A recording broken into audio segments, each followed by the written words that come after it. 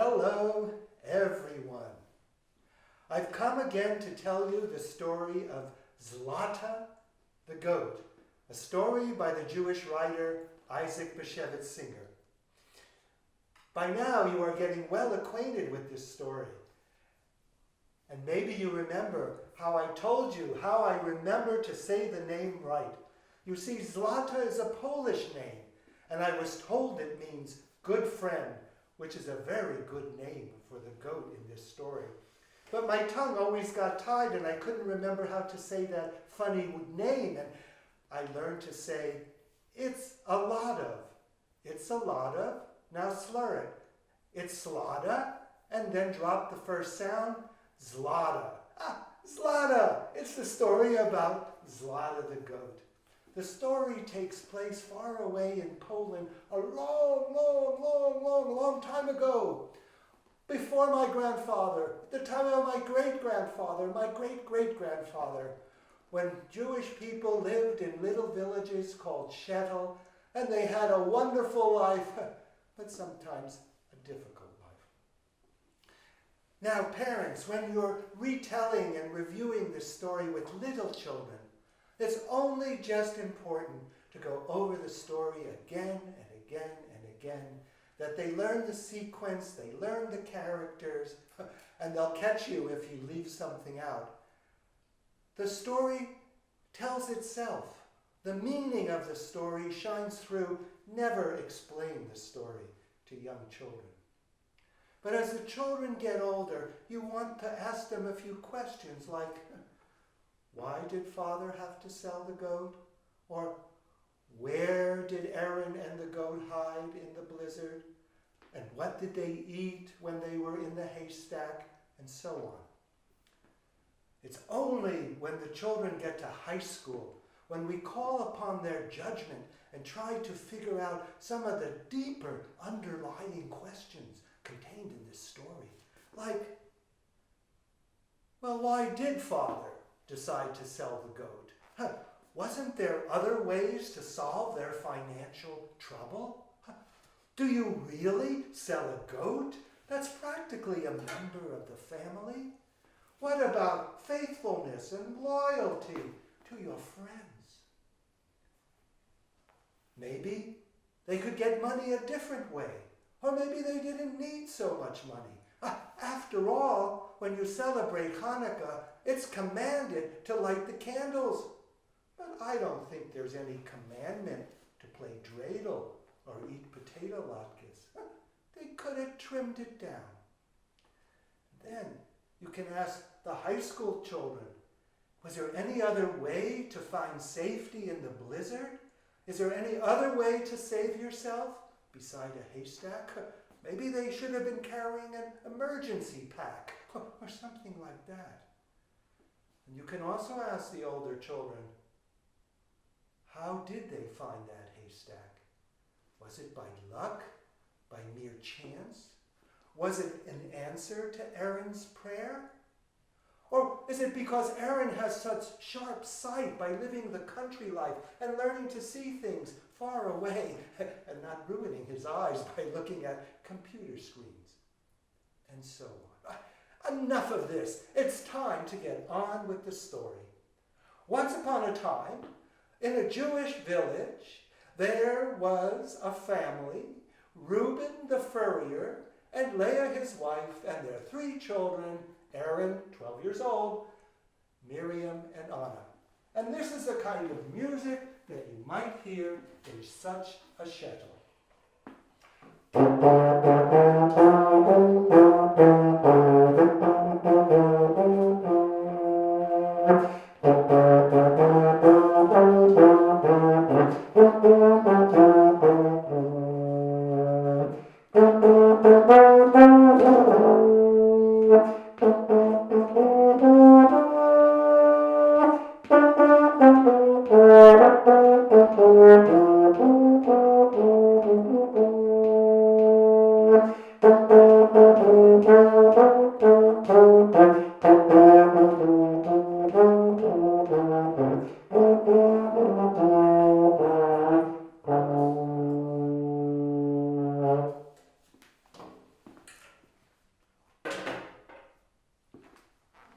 So Reuben, the father, was a furrier.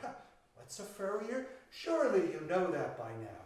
Someone who makes wonderful clothing out of furs, particularly coats. Here is a beautiful fur coat. As we say, it costs a pretty penny, but not a penny, lots of dollars. A beautiful fur coat.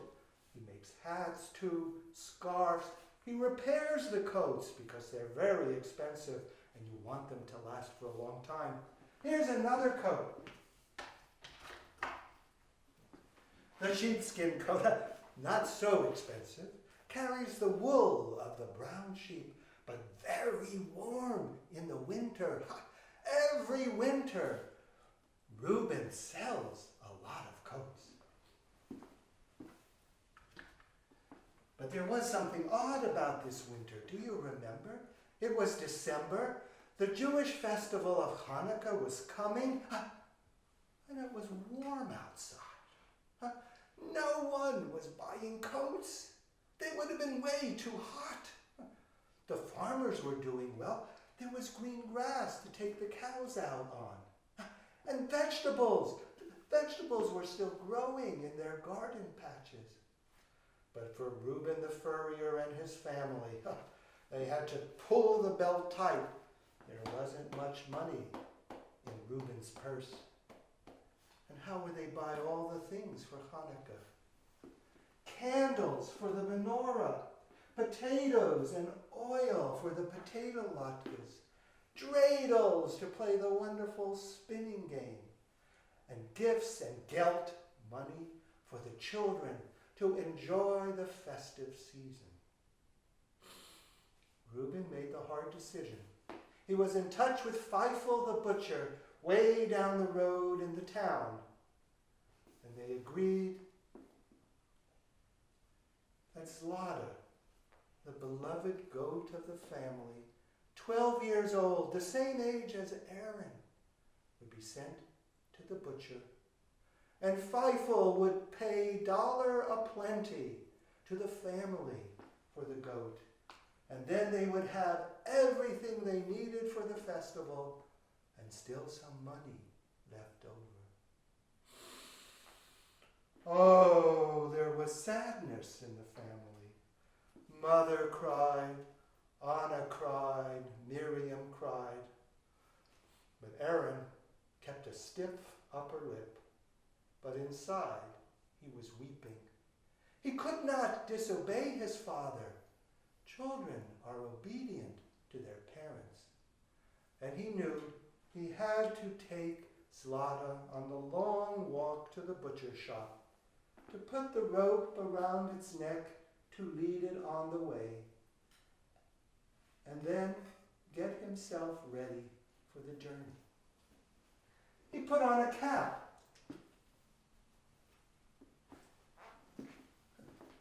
But look, no ear flaps. It's a mild winter. Who needs ear flaps?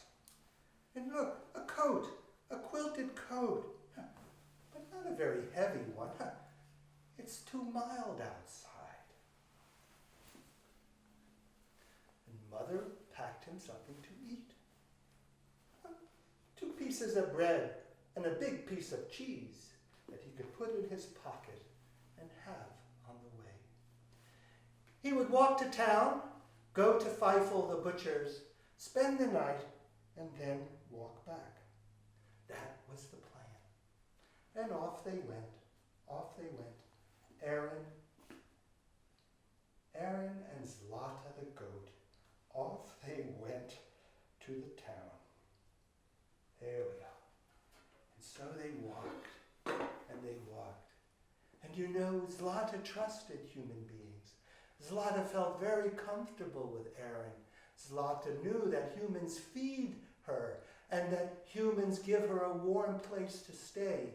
And when her udder is full of milk, she is a nanny goat, which gives wonderful milk. But now that she's old, she only gives milk now and then.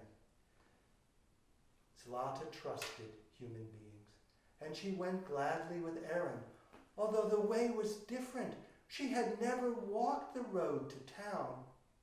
they left the village, and she saw new fields and new cottages and new animals in the pasture and pesky dogs woof, woof, woof, woof, woof, woof, barking at her and trying to nip her at the ankles. But with Aaron walking with her stick, she felt very, very comfortable. And both, boy, as much as he could, was at peace with the world. And Zlateh, too, was at peace with the world. All was good. But then, suddenly, things changed. The wind came up. Whoosh, whoosh, and the clouds got dark in the sky. They were black, and it got dark like night. And there were patches of purple, and rain started to come down, and the rain turned to hail, to balls of ice as big as golf balls, and they had to protect themselves from the hailstorm. And before you knew it, the hail had turned into snow, and the wind was blowing it everywhere. And the temperature dropped very quickly. It got freezing cold, and boy and goat were shivering. And the snow piled up above the ankles, halfway to the knees, and it was hard for Zlateh to walk with her little goat legs in the deep, deep snow. And Zlateh cried out, "Meh, meh," meaning, I thought I could trust human beings, but why are you leading me out into this desolate place, cold and bitter and forlorn? Meh. Is there no help for a goat? Now Aaron was starting to get really worried because he couldn't see the road anymore. It was covered with snow, and the wind had blown the snow in drifts that he couldn't make out. Road, field, woods, nothing. It was all one big, white, blurry landscape. What was he going to do? Where would he turn? So he stopped in his tracks, and he folded his hands, and he said a prayer to his God. Dear God, please don't let a little boy freeze and die in this snowstorm. And please, dear God, take care of Zlateh. She is an innocent creature, one of your creations. Keep her and sustain her. Now, while the storm was raging, Aaron looked around him, and then he saw something in the distance, something that looked vaguely familiar. He approached it, and he could see what it was. Look what we have here. He could see what it was, and reluctantly, Zlateh came along, and Aaron came to it, and he saw that it was a snow-covered haystack. And he took his stick, and he poked at it. He poked a hole in the haystack. He brushed off the snow in the front and poked a hole in it. And inside, under the snow, was beautiful, dry, and sweet-smelling hay. Zlateh likes that. Hay for Zlateh. Meh, meh. Zlateh saying, thank you for bringing me to such a wonderful place. And sure enough, boy and goat crawled into the haystack. And Zlateh was overjoyed because there was wonderful food on the floor, the roof, the sides, this side, the front, the back. Her whole little shelter was made out of delicious hay. and her faith in humanity was restored. And again she said, "Meh, meh. Thank you, Aaron, for bringing me here."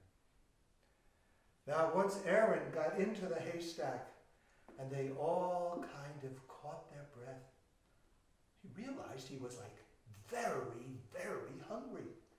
He had been walking for hours. He'd been fighting against the blizzard. He'd been beating a hole in the haystack. Now he was hungry. And he took out the bread and cheese from his pocket. He ate that while Zlateh ate the hay. But then he wasn't satisfied. There was still a hole where his stomach used to be. What else could he eat? Zlateh's udder was filling up with milk. Oh, now and then, it was now. She was giving milk now. And there was not the usual milking platform or a bucket to put the milk in. Aaron creeped under Zlateh and squeezed the udder so that the warm milk went directly into his mouth. What a treat. I bet none of you have ever drunk milk directly from a goat's udder. A warm milkshake, warm and tasty. And Zlateh was content, and Aaron was content. And they bundled up, they snuggled up close together, and they spent their first night together in the haystack. Life in the haystack went on for 3 whole days and into the 3rd night. The blizzard raged and blowed.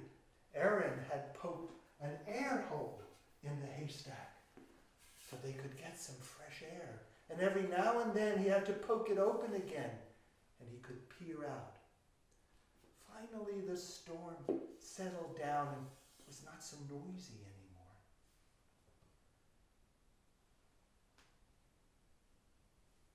And he and Zlateh dreamed. He dreamed about the snow.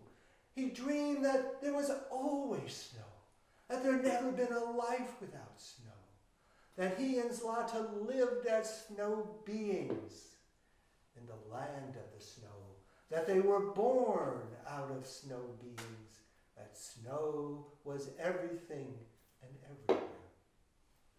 And then at other times, Aaron dreamed about summer, about the warm sun, and the green grass, and the sweet fruit on the trees, and a swim in the stream or in the pond. And he and Zlateh shared stories, Aaron sharing from his dreams, and Zlateh always saying, "Meh, meh, thank you for the story."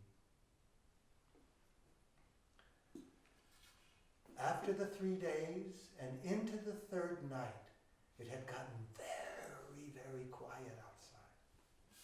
So Aaron poked a hole through his window and looked out. He could see that the stars were shining brightly and reflecting on the beautiful snow. So he poked a hole to open the door of their sheltering haystack, and he crept out. He crept out into the winter's night, and he saw the splendor of the snow landscape, irradiated by the shining stars and by the silvery moon that was rising. It was like a palace of splendor. The heavenly hosts had created the most beautiful landscape, twinkling like stars, shining like diamonds, a land of light and crystal. Aaron knew that when morning came, he and Zlateh could venture forth out of the haystack shelter. So when morning came, he carefully came outside. Where were they? Which way to town which way back to the village. And then they heard bells in the distance. Ding-a-ling-a-ling-a-ling, ding-a-ling-a-ling-a-ling, ding-a-ling-a-ling-a-ling. Sleigh bells in the distance. And they saw a driver driving his sleigh, pulled by horses. He must have been on what used to be the road, but now was pure white snow. And Aaron and Zlateh found their way through the snow up to the driver. The driver saw them and said, "Boy, what are you doing here?" And the boy said, "Which is the way back to my village?" And the driver said, "I'm going that way. Just walk behind the sleigh." And Zlateh and the boy walked back to the village. Aaron never thought about going to town and looking for Camphill the butcher. That was the last thing he would ever do. And when they got to the village, word went out that Aaron and the goat were back. They had survived the blizzard. Everything was good again. And Mother Leah and Father Reuben and the sisters Anna and Miriam all came out to greet Aaron and Zlateh the goat. Oh, and there was hugging and kissing and joy everywhere. Did you know? Because the winter now was real, was bitter and cold, Camphill, the butcher, got no goat meat. But Reuben, the furrier, sold many, many fur coats. And the family had plenty of money in their purse. And look, they could buy all the things they needed to celebrate Hanukkah. They could get candles to put in the menorah. They could get potatoes to grate and cook in oil to make delicious fried potato pancakes, latkes. And the children could play dreidel all day long and into the night. Dreidel, dreidel, dreidel. I love to play my dreidel. And Zlateh was welcomed back now as a full-fledged family member. She had a pen in the back of the house, but she could always come into the kitchen whenever she wanted. And do you know, she learned to eat potato pancakes, and she became the most favorite latke eater in the household. The little girls gave her carrot tops and potato peels, but for Zlateh, the latkes were always the best. And so the thought of going to Camphill the butcher never came up again. And Zlateh lived all her long goat days and years together with the family. They had come together. Love has united them. Man and animal are one. A Hanukkah song to end the story. The words in English: O Hanukkah, come light the menorah. Let's have a party, we'll all dance the hora. Gather round the table, we'll give you a treat. Shining tops to play with and latkes to eat. And while we are playing, the candles are burning low. One for each night, they shed a sweet light and remind us of days long ago.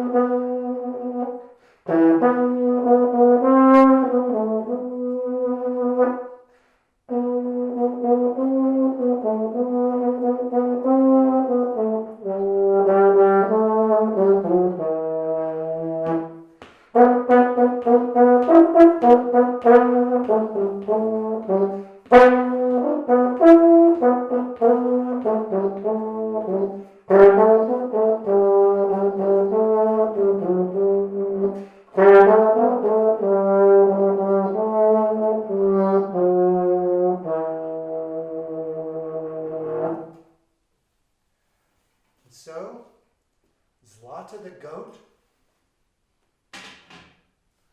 and I say goodbye to you. It's not Hanukkah time, it's not winter, but Lord, we have had some cold spring days. And now maybe that we've come to mid-May, the warm spring sun will continue to shine, and we'll forget about winter until it comes around once again. So enjoy the spring day, and see you next time when I come back with a brand new